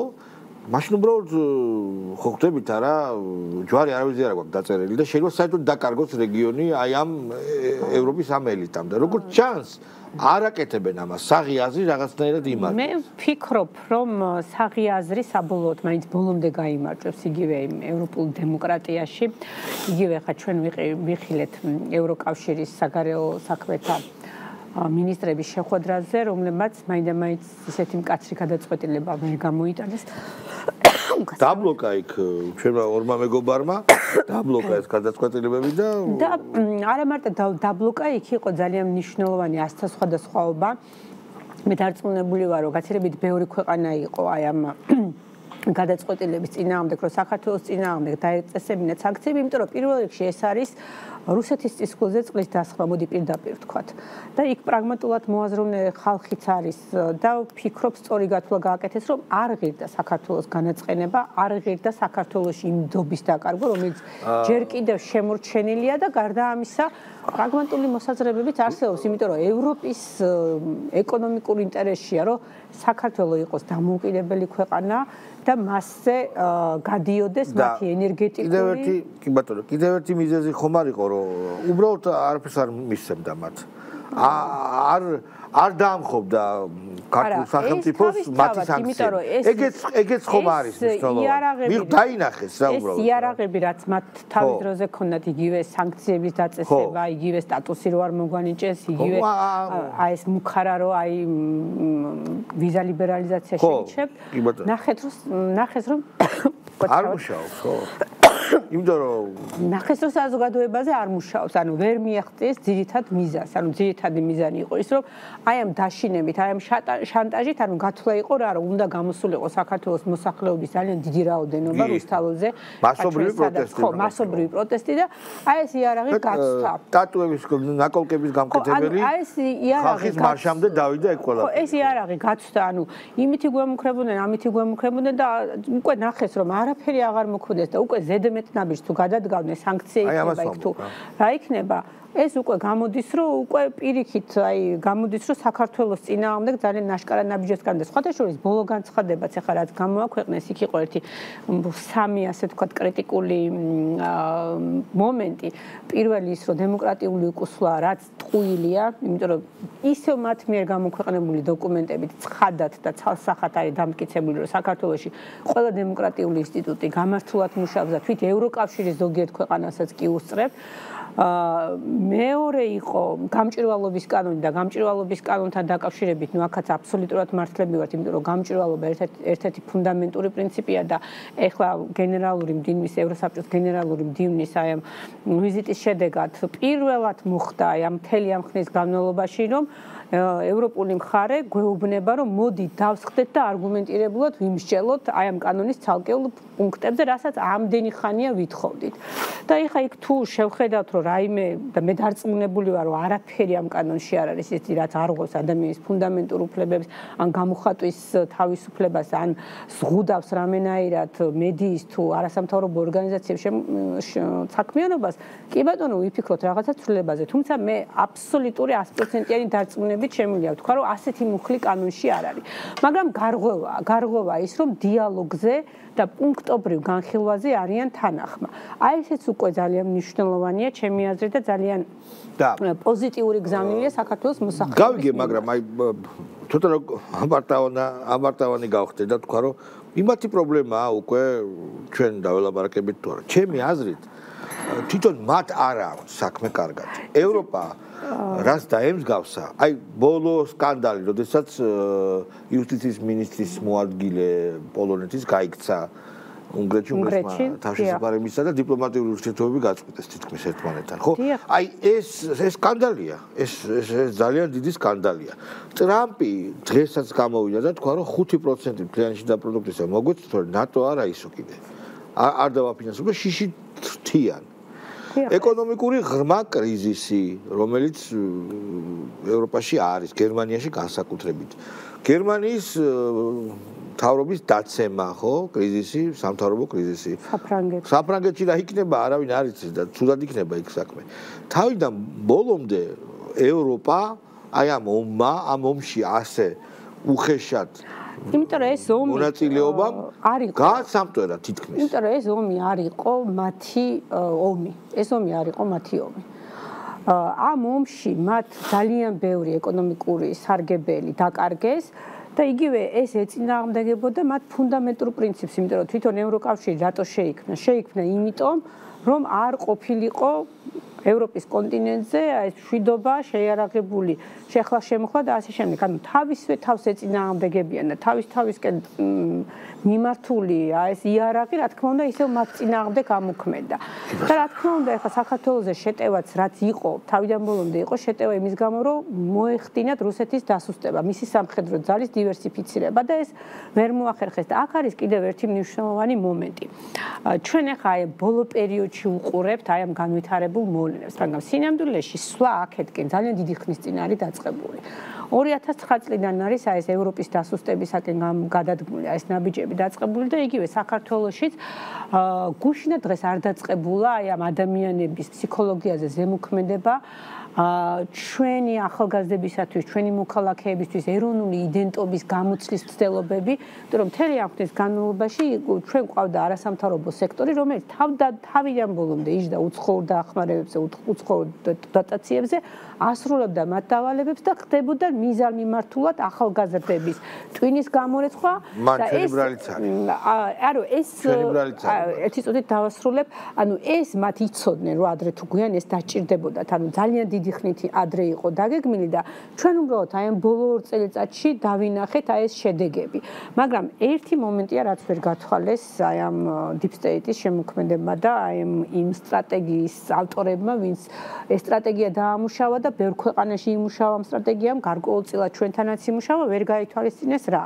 ქართველი ხალხის ბუნება და ქართველი ხალხის კულტურული ასე ვთქვათ, იდენტობა და ჩვენი ეთნიკური თავისებურება ის, რომ ჩვენ საუკუნეების განმავლობაში ძალიან ბევრ დამპყრობელთან მოგვიწია ურთიერთობა, შეგუება და აი წარმოგიდგენთ, მთელი ამ 3000 წლის განმავლობაში 1000 გვარ დამპყრობელს გაუვლია ჩვენ ტერიტორიაში და მოვახერხეთ ჩვენი კულტურული იდენტობის შესრულება. ყველანაირი დამპყრობელი ცდილობდა თავისი კულტურის, თავისი იდენტობის, თავზე მოხვევას, თავისი πολιτიკის გატარებას და ქართველებს ეს გენეტიკაში გვიძებს, რომ მოვახერხოთ მათი კულტურა. აი, ხო და არა, შევითავისეთ, გადავხარშეთ და ჩვენი შევქმნით. გვიყენებთ ახლა. ჩვენი შევქმნით, მაგას ვამბობ და აი ამაში მოხდა, აი ამან გადაგვარჩინა. მე ვფიქრობ, კი არის გარკვეული ნაწილი, მე არ გამოვრიცხარო ზოგიერთ ადამიანს მართლა სჯერა რომ არჩევნები გაყალბდა. ზოგიერთ ადამიანს ალბათ მართლა სჯერა. წმენაა, ხვდებით უკვე. წმენა, კი მე არ გამოვრიცხავ ესეთი ადამიანები. არგუმენტებით არ მყარდებოდა, წმენა არის. ესეთი ადამიანებიც არსებობენ, მაგრამ მნიშვნელოვანი არის ის, რომ ესეთი ადამიანები კი არ უნდა დავაბულინგოთ ზიზღის და სიძულვილის ენით კი არ უნდა ველაპარაკოთ. მათ აქვს თავიანთი აზრი და კი ბატონო, გასაგები აქვს და აი ასევე მიუღებელი არ უნდა იყოს საზოგადოებისათვის. ბრტყელი დედამიწის მომხრეებიც არსებობს. ხო, კი, მაგას ვამბობ და აი ისინი რასაც ეხლა ცდილობენ საზოგადოებას პოლარიზებას და ეხლა ჩვენ შევხედეთ ევთოდირის დასკვნის შესახებ პრემიერს ჰქონდა მოკლე ბრიფინგი. იქ პოლარიზაცია ასევე ერთ-ერთ პრობლემად არის დასახული. აი ეს გარეძალებით და გარედაფინანსებით ხელი ეწყობა ამ პოლარიზაციას და პოლარიზაციის ძირითადი იარაღი რა არის? ზიზღის და სიძულვილის დანერგვა საზოგადოების ფართო ფენებში, რომ იყოს განსხვავებული აზრის მიუღებლობა. ბატონო, ამერიკის შეერთებული შტატების არჩევნები ისე ჩატარდა, ისეთ პოლარიზებულ სამოქალაქო ომის ზღვარზე მყოფ ქვეყანაში ჩატარდა, ამიტომ მოდით რა, ჯერ თავიანთ თავს მიხედონ და მე ფაშიზმის გამოვლენის ერთ-ერთი ის არის, ასე ვთქვათ, ფაქტორი, რომ თუ ჩემ აზრს არ ემხრობი, ხარ ჩემი მოწინააღმდეგე და აუცილებლად უნდა განიდევნო საზოგადოებისაგან. ფიცოს ბოლო განცხადებები ზელენსკისთან დაკავშირებით იცით? არა, მე არ გავცნობია. ხო, აი აქ წერია, რომ ფიცო შეხვდა ბრიუსელში ზელენსკის საიდუმლო მოლაპარაკებები იყო და მოყვა ფიცომ რაზე იყო საუბარი. უბრალოდ ახლა ევროპის სახე მინდა გაჩვენოთ რას ბედავს ზელენსკი. ზელენსკი უთხრა ფიცოს რომ გაზს გავატარებთო ტრანზიტითო. იცით რომ შეწყვიტა უკრაინამ გაზის ტრანზიტი. ოღონდ ომის დამთავრებამდე ფული არ გადაუხადოთ რუსებსო და იკითხა ხვდებით ახლა ვინ არის ზელენსკი და კიდევ ნატოში თანხმობა მოგვეცითო და 500 მილიონ ევროს მოგცემთ რუსული აქტივებიდან. ანუ ქთამი შესთავაზა. აი ფიცო ყვება ხო შესაბამისად ეს კარგად ჩანს და ეს მარტო ფიცო სხვა შესთავაზებდა ამას ეს ვაჭრობა მოსულა ხო? ყოველგვარ საზღვრებს ხდება ეს. ნუ ეს არის რაღაცა ჯერ კიდევ ადრეა კაცო ეხლა ცოტა ხანში ისეთი ნაგავი და მართლა ფეკალიები გადმოვა აი ამ კონფლიქტის გარშემო. რომ უბრალოდ გაგვიკვირდება რომ აი ეს როგორ ხდებოდა. თუნდაც ახლა ის ფაქტი რომ ზელენსკი დგას და ჩვენს წინააღმდეგ აკეთებს განცხადებას, როდესაც საკუთარი ქვეყანა თავზე ენგრევა კი არა, უკვე დაენგრა. და უკვე ასეთ მათხოვრულ პოზიციაში ყველას მიმართ იხვეწება, აი რა უნდა უკვე თვითონაც არის ის იარაღს იხვეწება, ხან აი ეს რაღაცა აქტივებს მოგცემ, ფული არ გადაუხადო ისე. ეს აქტივები არ არის მის ხელთ. ხო, არა, მისიც არ არის. ესე იგი მას პირდებიან. მოდი ეგრეთ ვთქვა, რაღაცა სქემა არსებობს, ესე იგი თაღლითური სქემა, რუსული აქტივები არის დაბატიმრებული, რუსებს წაართმევენ აფუს, მაგრამ ვერ წაართმევენ, იმიტომ რომ ძალიან რთული იქნება შემდეგ სხვა ქვეყნები დაარწმუნონ, რომ დასავლეთის ბანკებში შეინახონ თავიანთი აქტივები. საერთაშორისო წესრიგი როგორც წესი ემყარება საერთაშორისო წესებს, რომელიც მოქმედებს მხოლოდ და მხოლოდ იმიტომ, რომ ყველამ პატივი უნდა სცეს და ყველამ უნდა დაიცვას. თუ რომელიმე მხარე არცემს ამ წესებს, არავითარი წესრიგი არ იქნება და არავითარი წესები არ იქნება. ზოგადად კაპიტალს უნდა სანდო ადგილი რომ შეინახო. აი იგივე საბაზრო ეკონომიკის ერთ-ერთი ფუძემდებლური პრინციპი არის რა, კერძო საკუთრების დაცვა. აი ეს არის მისი ძირითადი. როდესაც შვეიცარიის მეორე ბანკმა ეყრდნობა. იყაჩაღა ბიძინა იმაშვილის ფული, ბიძინა იმაშვილს წაართვა ფული თაღლითურად, ამის შემდეგ გაკოტრდა ხალხო ეს ბანკი. გაიტარეს, რატომ გაკოტრდა? ამ თანხის გამო კი არა. დაინახა ყველამ რომ პოლიტიკური მოტივის გამო შეიძლება მის ფულს შავი ზღვა დაადგეს და წაიღო ის ფული. აი ეგ არის. თელი ამბავი, თელი ავანჩავანი ეს არის. იმიტომ რომ კაპიტალის და კაპიტალისტური ურთიერთობები ძალიან ბევრ რამეზე, ბევრი რამე ემყარება ნდობას, იმას თუ რამდენი ნდობა აქვს აი ამ ინსტიტუტებს, ეს ინსტიტუტები როგორ იცავენ აი ამ კაპიტალის ბრუნვას და კაპიტალის ფლობელების ინტერესებს. ეს ჩვეულებრივი საბაზრო ეკონომიკის პრინციპია და ეს როდესაც დაირღვევა, ეს სოფლიომ ეს უკვე გამოიარა ეკონომიკური ჯუნგლები.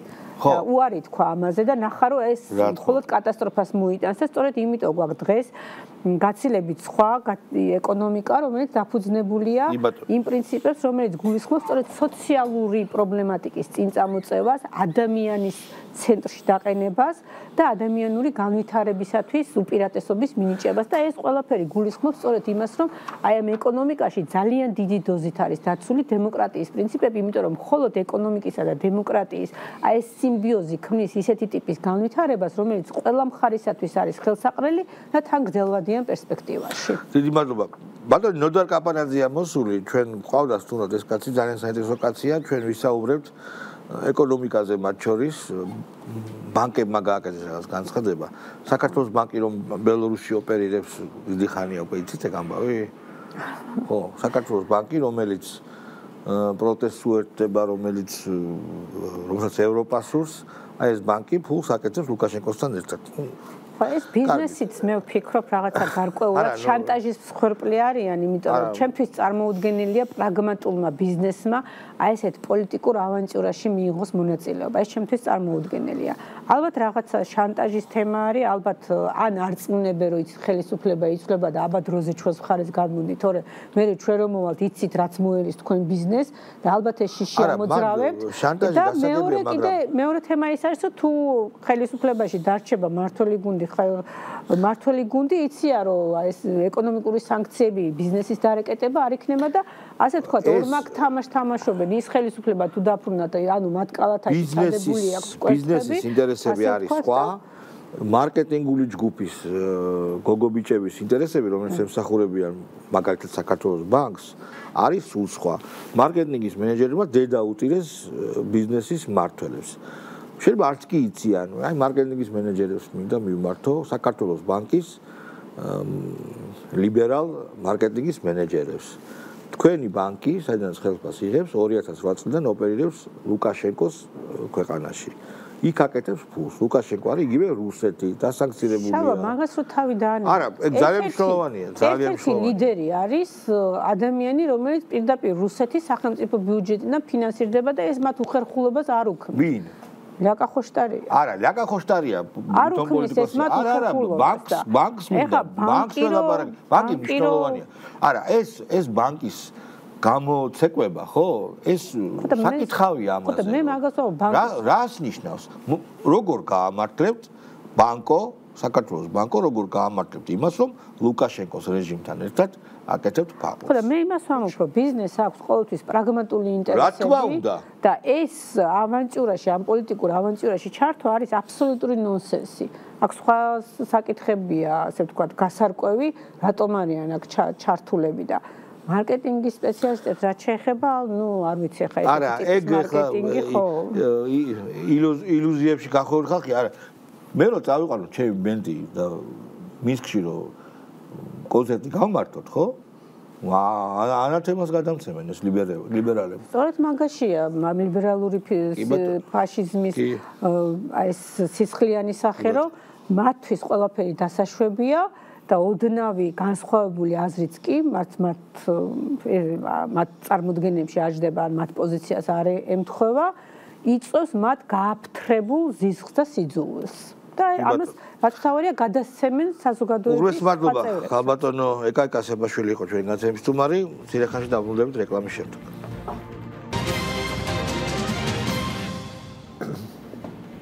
ნოდარ კაპარაძე მოვიდა ჩვენთან დიდ მადლობა მობრძანებისთვის ჩვენ ეკონომიკაზე ვისაუბროთ და ყველაზე სწორი ამ ხრივ გავშალოთ ხო ბანკები ვახსენეთ თქვენ კარგი რეპლიკა გქონდათ საქართველოს ბანკი მუშაობს ლუკაშენკოსთან კარგი რეპლიკა გქონდათ რა კომენტარს გაგეთ და ამავე დროს ლიბერალებს ეხმარება ამავე დროს ღირებულებებზე საუბრობს ამავე დროს გმობს მთავრობას პროტესტს უცხადებს და ასე შემდეგ მოკლედ მან ესეთ რამეს გეტყვით რომ მე ვერავითარ პრობლემას ვერ ხედავ იმაში რომ საქართველოს ბანკს ფილიალი ქონდეს ბელორუსიაში ფხენიანშიც ქონდეს თუ გინდა ფილიალი შანხაიშიც ქონდეს ფილიალი business as usual კი ბატონო თუ ხარ ბანკი და საბანკო საქმიანობას ეწევი და ყველგან ქონდეს ფილიალი ეს არა ამაში ვერავითარ პრობლემას ვერ ხედავ მაგრამ როდესაც შენ აფინანსებ მოძრაობას და მხარს უჭერ მოძრაობას, რომელიც აი აი ესეთი პოლიტიკურ რელსებზე მიდის, რომ დაუშვებელია ურთიერთობა რუსეთთან, ბელორუსეთთან, ეგრეთ წოდებულ ავტორიტარულ რეჟიმებთან და ასე შემდეგ. მაშინ ჩამოყალიბდი რომ ეს გამზეზე ხარ, ორ გამზე ერთეჯდომა არ. გარდა ამისა, კაცო, იქ ხა კოტრდება ხალხი. ეს არ არის ორმაგი სტანდარტები, სრული ტრედია რა. ამ აქციების სახალისებით კოტრდება ხალხი. რა თქმა უნდა. მათ შორის ლიბერალი მეწარმეები. ამ ლიბერალ მეწარმეებს სესხები აქვთ. თავის თავს იზიანებს, ანუ როცა არის მშვიდობისკენ, არამედ რაღაცა უნდა ამ ხალხს. ეს მარკეტინგის მენეჯერების ბრალია დარწმუნებული ვარ, არც კი გაუთვლიათ სერიოზულ ბიზნესებს მაგ ბანკში. მაგრამ მე არ ვარ დარწმუნებული, რომ ეს გადაწყვეტილება მიღებული არის მარკეტინგის და მოგების მიღების მიზნით რა.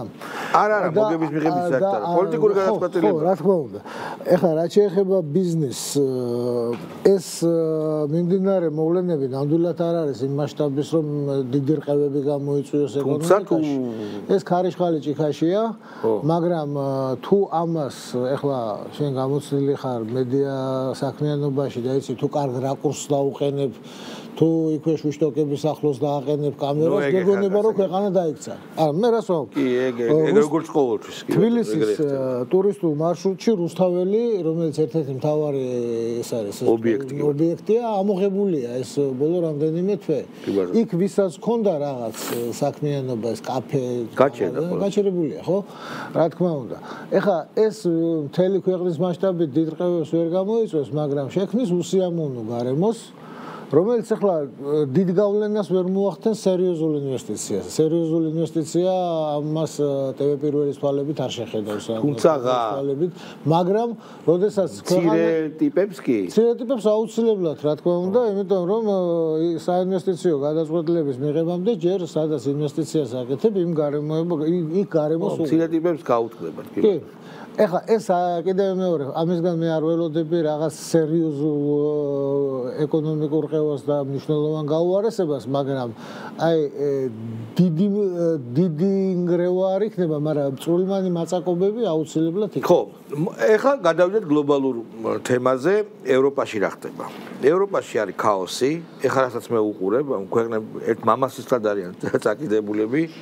რეცესიაში არის გერმანიის მაგალითად, რომელიც იყო ყველაზე ძლიერი ეკონომიკურად ყველაზე ძლიერი ქვეყანა ევროპაში, ომმა, იაფი გაზის შეწყვეტა, ამერიკა აწვევა, ტრამპი აწვევა, რომ ჩემი თხევადი გაზის ფული გადაიხადეო. მასუგერველია ბარასა. 5% შენი კლიანტში და პროდუქტისა გადაიხადე.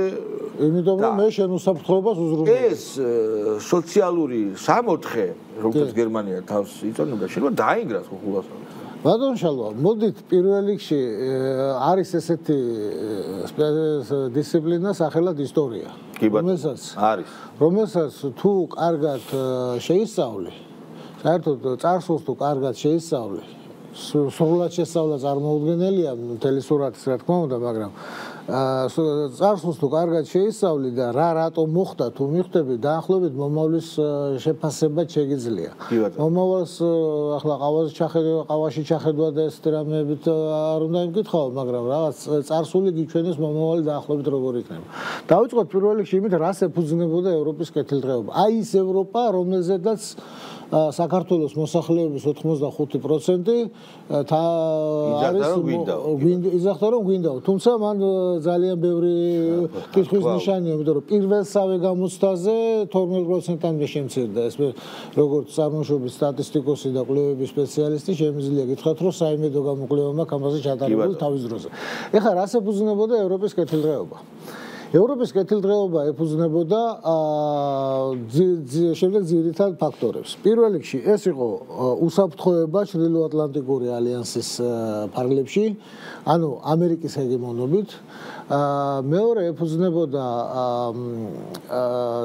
იმ ნაძარცვ კაპიტალს, რომელიც ევროპამ დააგროვა გრძელი მე-16 საუკუნის დასრულებიდან, ანუ ვესტფალიის ზავიდან ვიდრე კოლონიური წარსული. რასაკვირველია კოლონიური წარსულიდან, ეხლა თუ ისტორია მეტნაკლებად ვიცით და ვიცით რატომ არის ესეთი ძალიან ბელგიური დასახელების ტოპონიმი ბრაზავილი კონგოს დედაქალაქი ნეტა რატომ საშინელებები ჩაიდინეს მათ შორის ბელგიის მეფემ პირადად კი ლეოპოლდ მეორე კი ლეოპოლდ მესამე კი ბატონო მაგას გარდა იყო მთელი ეს ინკების და აზტეკების ოქროს ჩამოტანა ესპანეთში მე ესპანეთის მემკვიდრეობისთვის ომი ევროპაში შიდა მშვიდობა მეტნაკლებად დაფუძნდა იალტის სისტემის ფარგლებში იალტის კონფერენციის შემდეგ და ამაში დამსახურება მთავარი დამსახურება ჰქონდა ორ პოლიტიკურ პოლუსს ეს იყო საბჭოთა კავშირი და ამერიკა რაც შეეხება ევროპის სოციალურ კეთილდღეობას ევროპის სოციალური კეთილდღეობა ანუ ის ევროპა რომელიც ჩვენ ძალიან მოგწონს ეს მთელი სოციალური პაკეტები ეს მთელი ეს სოციალური სამოთხე ევროპაში შეიქმნა გასული საუკუნის 50-იანი წლების ბოლოდან დაიწყო ამის შექმნა და ამის მთავარი მიზეზი გაგიკვირდებათ და იყო საბჭოთა კავშირი. ქვეყანა სადაც პირველ სოფლიოში პირველად დაკანონდა 8 საათიანი სამუშაო დღე. იმავე საფრანგეთში, გერმანიაში, ინგლისში და ასე შემდეგ და ასე შემდეგ იყო 12-13 საათიანი სამუშაო დღე. და იმის შემდეგ რაც 46 წლის არჩევნებზე პარიზში, საფრანგეთში კომუნისტურმა პარტიამ მიიღო 46% მორის ტორეზის თამადობით. ხოლო იტალიაში ანტონიო გრამშის თამადობით კომუნისტურმა პარტიამ თითქმის უმრავლესობა მოიპოვა. მაშინ მიხვდნენ რომ რაღაც რეფორმები საჭირო იყო ვინაიდან მათთვის იყო 40-იანი წლების ბოლოს საბჭოთა კავშირი რომელმაც ომისგან მიყენებული წარმოუდგენელი მასშტაბის ნგრევა რაც ისტორიას მანამდე არ ახსოვდა ყველა გათვლებით საბჭოთა კავშირს ომამდელი 1940 წლის დონისთვის უნდა მიაღწია 63-65 წლებში მაგრამ რატომ ომამდელ დონეს 57 წელს უკვე 1940 წლის დონეს მიაღწია ხოლო 59 წელს უკვე ორჯერ გადააჭარბა ეს იყო ნამდვილი ეკონომიკური სასწაული ეს არ იყო 30-იანი წლების ინდუსტრიალიზაციის რაღაც საზღვარგარეთიდან დახმარების პარკლებში ეს უკვე მთლიანად საკუთარი ძალებით გაკეთებული იყო და აი ამ მაგალითის გამო დაიწყეს ბიჭებმა კლანჭების დამალვა არსად არ წაუღიათ ეს კლანჭები ოღონდ უბრალოდ როგორც მოთაფლად დაიწყეს ხალხის მოთაფლად დაიწყეს ხალხის და სწორედ აი სოციალური სამოთხე შეიქმნა მას შემდეგ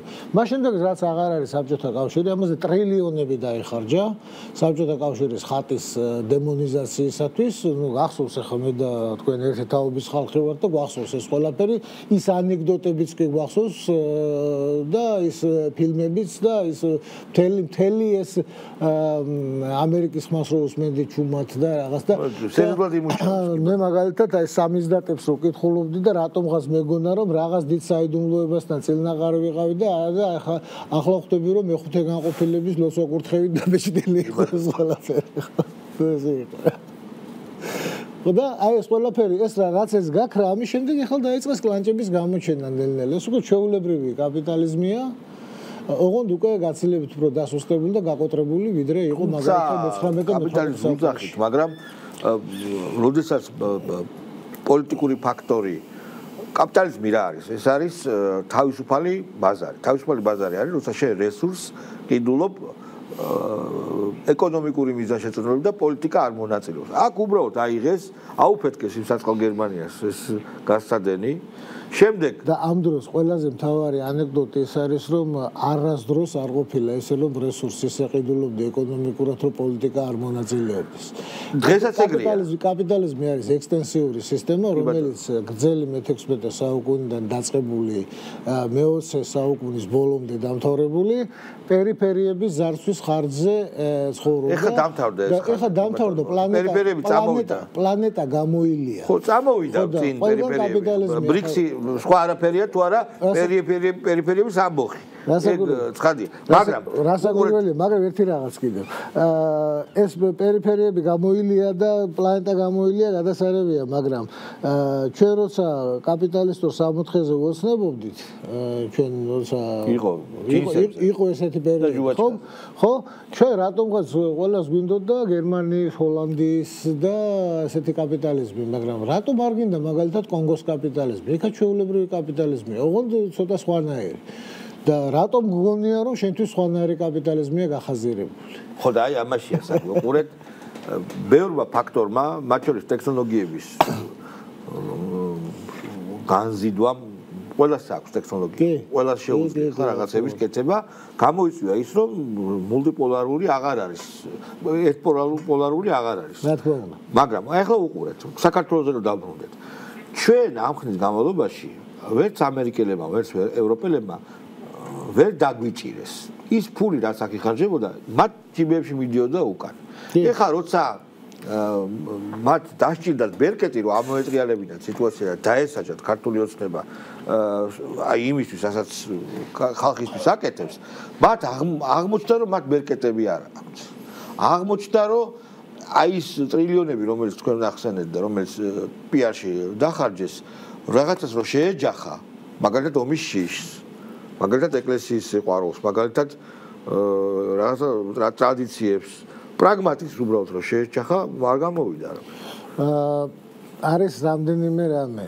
საზოგადოებრივ აზრზე ბევრჯერ მithქვამს გუშინაც საზოგადოებრივ მაუწყებელზე ვიყავი, იქაც ვი და აქაც კიდევ ერთხელ გავიმეორებ. საზოგადოებრივი აზრი არის ძალიან მნიშვნელოვანი რამე.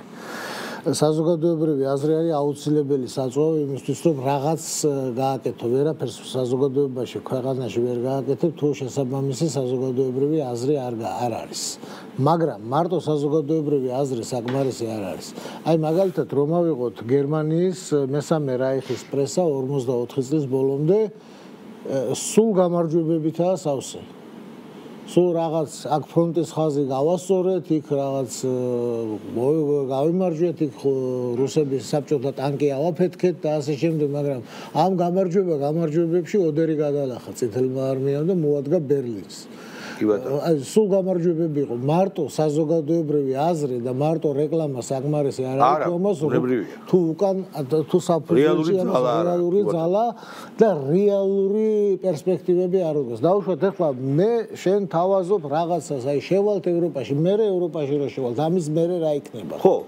ამის მერე რა იქნება? ამის ანალიზ მეუბნები, რატომ იქნება ჩემთვის უკეთესი ევროპა? აი რატომ უნდა დავივიწყო მე ყველაფერი, რაც მაქვს, რითაც აი ჩემი წინაპრები მოდიოდნენ, შენ მეუბნები რომ ეს არის ცუდი. აი განსასწრელისტების და ვაივიშისტების მთელი კოჰორტაა შექმნილი, რომლებიც რატომღაც ძალიან არაფერიაც ქართულია არ მოწონთ, ეს პრინციპია მათი და მეუბნებიან რომ იქ სადღაც არის კარგად საქმე. რატომ არის კარგად? ამის ახსნასაც ვერ მეუბნებიან. იმიტომ რომ კინოშია კარგად? არა, იმიტომ რომ იმათმა თქვეს რომ ჩვენთან კარგია. აი იმათმა თქვეს კარგი და კიდე შენ მეუბნები რომ არგუმენტად რომ კინოშია კარგად. უკაცრავად კინოში ხო და აი სწორედ ამაშია საქმე. რა ვერ გათვალეს. რა ვერ გააკეთეს ისეთი? იმიტომ რომ რეალური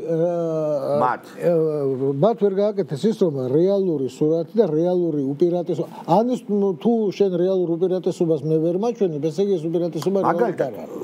რას გულისხმობ? უყურეთ რუსეთის მიერ ჩვენი დასანქცირება პრობლემებს გამოიწვევს სერიოზულს. იმიტომ ჩვენ ხო, ამაზე ვთქვით უკვე აი მაგალითად ჩალო ბოდიში სიტყვა არ დაგავიწყდეს 2006 წელი გახსოვს კარგად აი ღვინის გენერლები და ჩვენმა ჯიგრებმა აქ რაღაც დაფდაფების სემით და ბუკნაღარი დაიჭირეს რუსი შპიონები რა მაგათ მოძებნას რა უნდა მაგრამ ამათ დაიჭირეს დიდი სამდი და ამის შემდეგ რუსებმა გამოგვიგზავნეს რამდენიმე თვითმფრინავი ჩვენი იქ მასხორებელი ტიპები და ამის შემდეგ შეიქმნა პრობლემები საქართველოს ხორბლის მომარაგებას და რა მოხდა 2007 წელს ხორბლის პროდუქტების ფასი 14%-ით გაიზარდა პურის ინფლაცია 40%-ით გაიზარდა მცენარეული ზეთის ფასი შემდგომ 2008 წელს ამას კიდევ ცნობილი ფაქტორები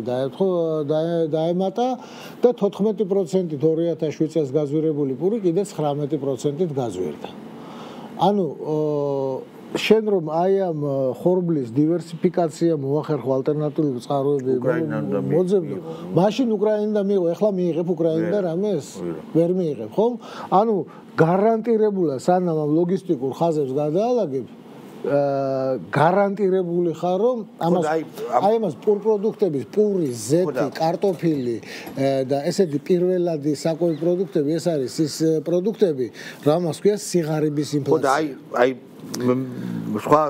სხვა რაღაცისკენ მივდიოდით. არის ესეთი კომპანია Fruit and ხილის კომპანია ამერიკული რომელიც ბანანის რესპუბლიკები United Fruits-ზე ხო არა აკობა რუბენ არბენსის კომპანია რომელსაც ეკუთვნოდა მთელი ლათინური ამერიკა. გვატემალას პრეზიდენტი რო ამოაყენეს 53-ში. აკობა რუბენ არბენსი. დიდ ბიზნესს აწარმოებდნენ და ეკონომიკურად ამერიკაზე იყო დამოკიდებული ძალიან ბევრი ქვეყანა. ანუ ეს მეთოდი არსებობდა. დიდი ინვესტიციიდან რაღაც ბიზნესი შედიოდი კომუნიკაციებს ყიდულობდი, სატელეფონო კომპანიებს, კავშირგამოვლობის კომპანიებს და დამსაქმებელი იყავი, კაცო, ამერიკული კომპანიები, იგი იყო ძალიან დიდი დამსაქმებელი. რატო არ გააკეთეს ჩვენთან? ეს ხო 2 კაპიკი დაუჯდებოდა. რაც NGO-ებს აძლიეს ის ფული. ეს აქ არის მართალი? აქ ეყიდათ, თელასი გაყიდეს, გაიცნენ.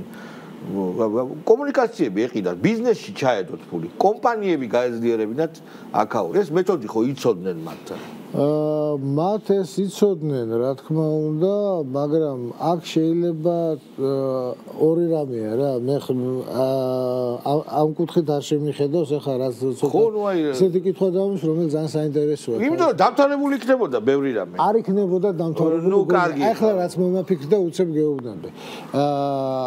ლათინურ ამერიკაში, ამერიკის შეერთებული შტატების ესეთი საინვესტიციო და ექსპანსიური პოლიტიკა ალბათ მაინც უფრო მონროს დოქტრინას ეხება. ხო, თავის კონტინენტზე რა ხარ. და ეს მაინც მისი შიდა ეზოა, მაგრამ იქაც როგორც აკეთებდა საქმეს შემდგომ მისი ინვესტიციები როგორ შემოუტრიალდა იმავე ნიკარაგუაში და იმავე კუბაში და ასე შემდეგ და კუბის რევოლუცია საბჭოთა კავშირის გავლენა არ ყოფილა. იმდენად, რამდენადაც ეს იყო ადგილობრივი პასიონარები და ხა ჩე გევარა იყო რა ბოლოს და ბოლოს. ჩაგრის წინააღმდეგ კასტრო იყო სერიოზული ხალხი. ხო და ეს ჩვენი არეალი ალბათ მათ მაინც თავის ეზოთ არ მიაჩნიათ და იცოდნენ რომ ადრე თუ გვიან აქედან ალბათ ფულს აქ აგენტურაში უფრო ხარჯავდნენ ვიდრე ინვესტიციებში. ალბათ სავარაუდოდ, იმიტომ რომ რეალურად მათი თავარი ინვესტიცია აქ განხორციელდა ეგ NGO სექტორი და განათლება. არ მიიღეს საერთოდ არ მიიღეს. განათლება უпроსორად დაბნელება. კი ბატონო, არ მიიღეს ეკონომიკური სექტორი ჩვენი. არ მიიღეს.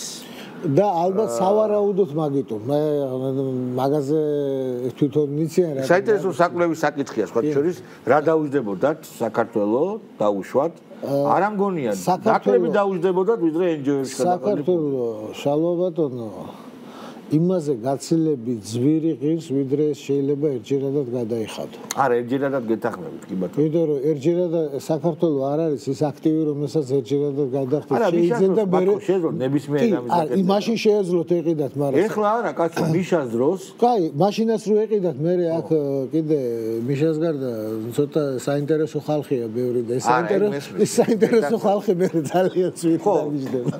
ნუ ყოველ შემთხვევაში ეგ არ არის სახათ ნათელი საკითხი. რატო წავიდნენ ამას? არა, ძალიან რთული საკითხია, მეცაც გეტყვით ეს ესეთი საკითხია ხა. ეგ კითხვა რა ჩემ დასვი ეგ დილემა მე არ მომისმენია და სიმართლე კითხვა ძალიან საინტერესოა. ხო, არ დაждდებოდა ზვირი. მიშას დროს ყველაფერი კაპიკებში. ერთხელ კიდევ არ დაждდებოდა ზვირი. შენახვა. როგორ ეს ნებისმიერი ციხის აღება, რაც უფრო შლეგია ადამიანი, ვით უფრო ადვილად შეუძლია ციხესიმაგრის აღება, მაგრამ ციხესიმაგრის აღება ერთია და მისი შენარჩუნება მეორე საკითხია. ამერიკას თორემ კოლექტიური დასავლეთმა აქ გერმანული, ფრანგული დიდი ინვესტიციები არ არის განხორციელებული. არ არის განხორციელებული. შეიძლება იმიტომაც რომ მათ არ ეგულებოდათ სათავისოდ ეს არეალი. ხო, და ეხლა ალბათ ნანობენ კიდეც რომ შეიძლება ეს უკვე მართლა. კი ბატონო. მოდი პროგნოზით თქვათ ეხლა საცივის მსახურალი ხელი ცოტა ხანში დაამშვიდებს ქვეყანას და საცივის შემდეგ რა იქნება? საცივი ეს დიდი სუბსტანცია. რომლის შესახებ არც ერთი ფილოსოფიური რაობა. გასაკვირველია, რომლის შესახებაც არც ერთი ინდაური არ არის ინფორმირებული და სამთრის ბოლომდე გონია რომ თავის პატრონს ძალიან. საცივი არ არსებობს. საცივი არ არსებობს შეთქმულებების თეორია. კი ბატონო, აღმოჩნდება რომ ძალიან ძალიანაც არსებობს. ნუ ეხლა რა შეიძლება ითქვას? მოკლედ აქ ამ აქციებს და აი ამ პროცესებს რომ ვაგვირდები, ერთი რაც შემიძლია თქვა. მოთხოვნა როგორც ასეთი მე არ ვიცი აქვს თუ არა ამ აქციებს რა. მე მგონი არაფერი მოთხოვნა არ აქვს. დაწერილი მოთხოვნა. არა, აქციების მოთხოვნა არ იყო. უნდა გადაეყირავებინა ძალოვანი. ხო. ანუ მოთხოვნა არ არის. არა, უნდა ანუ ეს აქციები ალბათ საცივთან ერთად დამშვიდდება. ხო. და ამის შემდეგ მე მაინც მგონია რომ მთავრობასთან ის რომ მე ამ აქციების კატეგორიული მოწინააღმდეგე არ ნიშნავს იმას რომ მთავრობასთან კითხვები არ მაქვს. მთავრობასთან ბევრი კითხვები მაქვს. და მათ შორის ის არის რომ მთავრობამ უნდა დაიწყოს რეალური საზოგადოებრივი აზრის შექმნა და რეალური პროგრამის შემუშავება. მთავრობას მართლ პოლიტიკურ ძალას არჩევნებამდე ქონდა 4 ბრწყინვალე იდეა. რომელსაც აუცილებლად ჭირდება ხორცშესხმა და კონკრეტული ფორმის და სახის მიცემა და კონკრეტული კანონებში გამოსახვა და იმპლემენტაცია. კანონებში გამოსახვა, მისი გეგმის შედგენა, დაგეგმვა, განხორციელება, საზოგადოების ინფორმირება, რაც თავარია საინფორმაციო სივრცის გაჯანსაღება. და მთავრობასთან მე ერთი რამე მართლ პოლიტიკურ ძალასთან ერთ-ერთი რჩევა მექნება თუ მოისმენდნენ ამას, რომ არ უნდა იყო მუდმივად მოპასუხის რეჟიმში. და ამერიკელებს აქვს ერთი ანდაზა, თუ ძალიან გავხარ საჭმელს, ბოლოს აუცილებლად შეგჭამთ. კი ბატონო. ამიტომ არ უნდა გავდე საჭმელს და მუდმივად არ უნდა იყო მოწინააღმდეგე ძალიან კარგი იყო, როდესაც ჩვენი შეგანსაკუთრება მიზეზი დაინიშნა, უმალვე დაინიშნა პრემიერად და ღირსების ორდენებზე წარადგენ. ეს იყო ძალიან მაგარი ღირსეული პასუხი და აი ესეთი პასუხები მაწყობს რა. ხო, რაღაც მეტი აბედულება, მეტი კი და მე მგონი და საინფორმაციო სივრცის გაჯანსაღება რაც თავარია. და ტელევიზიებში და ასე შემდეგ ესეთი უფრო შემეცნებითი გადაცემების, უფრო ესეთი შინაარსის შეტანა. არა, რეიტინგი არა. არა, რეიტინგი არა ბატონიშვილო, არ დაგეთანხმები. მე გახლავართ ერთი ესეთი გადაცემა იყო საქართველოს დიდი ათეული, გეღასორება. მახსოვს, კი. კი, მაგ გადაცემაში მე გავხდით პერსონალო ალგორითმის ავტორი მაგ გადაცემის. ანუ ესე რა როგორ უნდა შეჯიბრება, როგორ მოხდა რომ ხმები როგორ უნდა დაეთვალოს. მაგ დათვლის სპეციალისტი ვიყავი რა მანდას და ვითვლები. და ეს გადაცემა რო დაიხურა, ცოტა ხანში ეს გადაცემის ვებგვერდი გააქრეს. კი ბატონო. რატომღაც არ მოეწონათ, აბა სამსაჯდო გამოიცნობთ რატომ და შემდგომ ეს გადაცემა დამთავრდა აპრილში და ნოემბრის ბოლოს ხო 2009-ში ნოემბერში თუ დეკემბერში ჩატარდა გამოკითხვა. გადაცემების რეიტინგი დაითვალა და 10 თვის დახურული გადაცემა გავიდა მე-6 ადგილზე. ეხლა მე საიდუმლოს გაგიმხელთ სატელევიზიოს. სატელევიზიო რეიტინგი ითვლება რეალური ყურებადობის კუთხით. კი. როდესაც ადამიანს ეკითხები რა გადაცემა მოგწონს, ადამიანი ყოველთვის ასახელებს რომელიც არ უთხრება იმ გადაცემას. რასაც უყურებს, იმას არ ამბობს. და რახან გადაცემა იყო ინტელექტუალური, რა თქმა უნდა ადამიანები თქვენ რომ სინამდვილეში არ უყურებენ. აი ეს არის ამბავი. არც ეგრეა.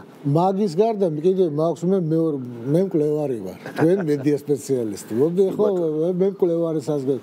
people მეტრებით დათვლილი ყურებადობის მაჩვენებლები, როდესაც ეს გადაცემა იწყებოდა პირველი არხის რეიტინგი უცებ ავარდებოდა ზევით.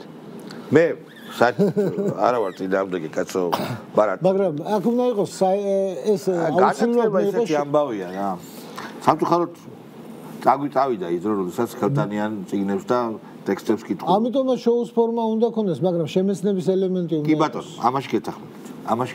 შოუს ფორმა თუ არ ექნა ისე არ უყურე. ახლა მე რო დავждე და მოსაწყენი სახით დავიწყო მოსაწყენი ხმით დავიწყო რაღაც ამბების მოყოლა, აუდიტორიის ნახევარ ჩაეძინება და people-მეტრი დათვლის რომ ისინი უყურებენ ამ დროს ზინავთ და მე დანარჩენი ნაწილი გადარდა. იმიტომ რომ არის მაგიური მოწყობილობა პულტი. აბარა მაგრამ შენ მე თუ აქ ამას შოუს ელემენტს შეურევ, თან ყურებადობაც გაიზრდება და შემეცნების ელემენტი. ამაზე ჩვენ კიდევ ვილაპარაკებთ. დიდი მადლობა ბატონო და ნოზარ კაპანაძე იყო ჩვენი სტუმარი. ჩვენ ხვანდელი დღის იმედით გემშვიდობებით მორჩება ეს მარშები ალბათ და ქვეყანა ნორმალურ რიტმში ჩადგება. კარგად გრძანდებოდეთ მომავალ პარასკევს. საცივის მისტიკას ვერ გავუწევთ. ეგ ძალიან.